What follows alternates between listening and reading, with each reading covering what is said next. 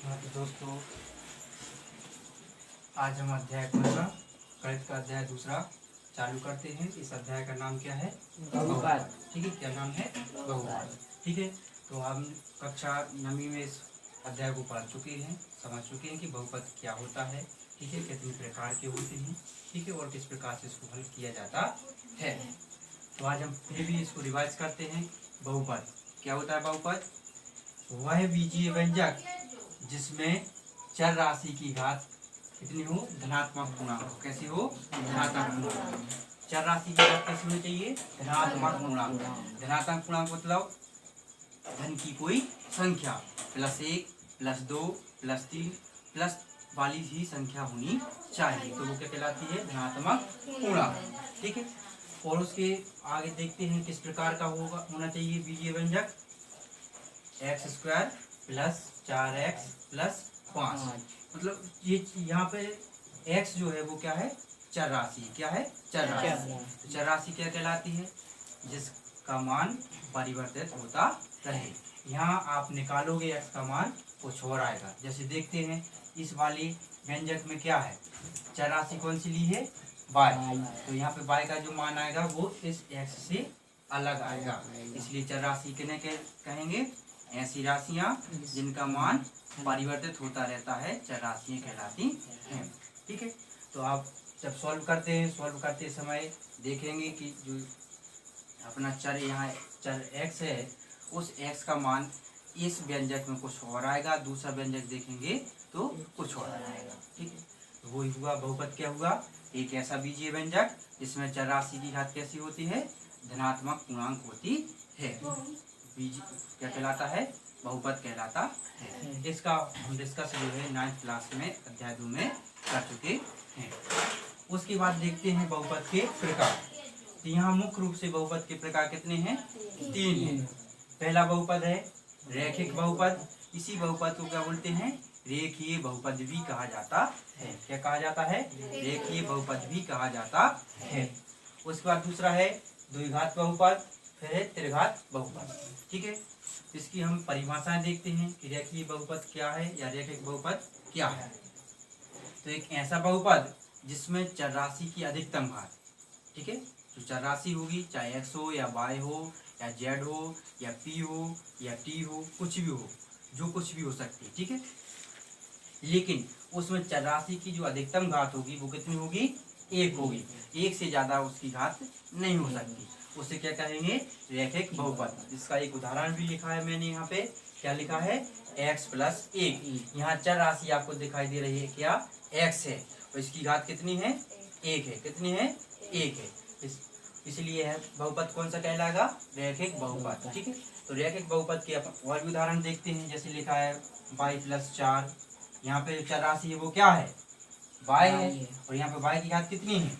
जब किसी भी चर राशि पे कोई घात नहीं होती है, इस पे आपको कोई घात नहीं दिखाई दे रही। ठीक है, इसका मतलब क्या है? इस यहाँ पे घात 1 है, और जब घात 1 होगी तो कौन सा बहुपद कहलाएगा? रैखिक बहुपद कहलाएगा। ठीक, अब ये बहुपद x में भी हो सकता है, y में भी हो सकता है, z में भी हो सकता है, r में भी हो सकता है, t में भी हो सकता है। ठीक है, कुछ भी हो सकता है। ठीक है, तो ये अपना क्या हुआ? रैखिक बहुपद।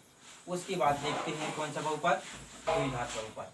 कौन सा? द्विघात बहुपद। यही आपको कक्षा 10वीं में इस अध्याय में हमें पढ़ना है। ठीक है, द्विघात बहुपद ही पढ़ना है, इसलिए इस पे मैंने अंडरलाइन कर दी, द्विघात बहुपद। ठीक है, तो एक ऐसा बहुपद जिसमें चर राशि की अधिकतम घात, ठीक है, एक ऐसा बहुपद जिसमें चर राशि की अधिकतम घात कितनी हो? 2 होती है, उसे क्या कहते हैं?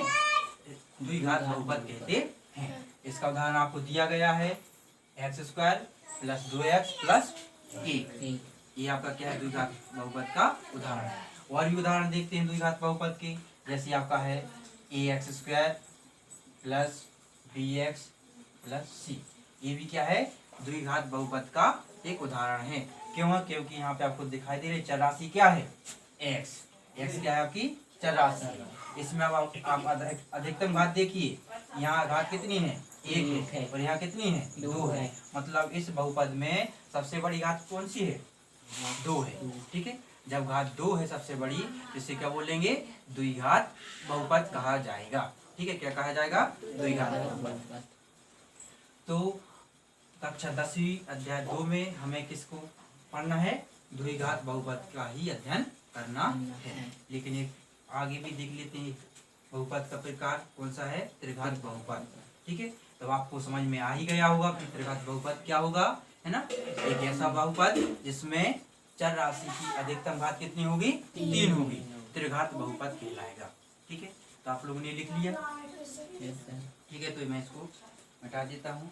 इसके आगे निकाल लो आप लोग प्रश्नावली 2.1। आज पढ़ेंगे प्रश्नावली 2.1।